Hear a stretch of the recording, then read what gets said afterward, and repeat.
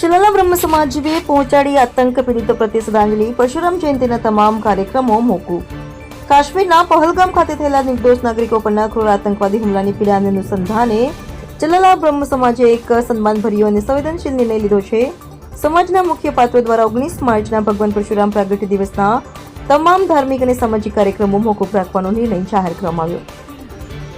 આ નિર્ણય ચલાલા બ્રહ્મ સમાજના પ્રમુખ શ્રી લલિત મહેતા, ઉપપ્રમુખ શ્રી સુરેશભાઈ ત્રિવેદી, ટ્રસ્ટી શ્રી મંશુ પંડ્યા, મંત્રી શ્રી જીતેન્દ્ર પંચોલી તથા ટ્રસ્ટીગણ અને કારોબારી સભ્યોની ઉપસ્થિતિમાં લેવામાં આવ્યો હતો. બ્રહ્મ સમાજના આગેવાનો અનુસાર જ્યારે દેશનો એક ભાગ દુઃખમાં છે ત્યારે હર્ષના અવસર ઉજવવા કરતા સંયમ રાખવો આપણો ધર્મ છે. તો આતંકવાદી હુમલામાં મોતને ભેટેલા નિર્દોષ નાગરિકો પ્રત્યે શ્રદ્ધાંજલિ અર્પિત કરી સમગ્ર કાર્યક્રમ રદ કર્યો. ચલાલા બ્રહ્મ સમાજનો નિર્ણય સમાજમાં સંવેદનશીલતા, એકતા અને દેશપ્રેમનું અનોખું ઉદાહરણ રૂપે સામે આવ્યું છે.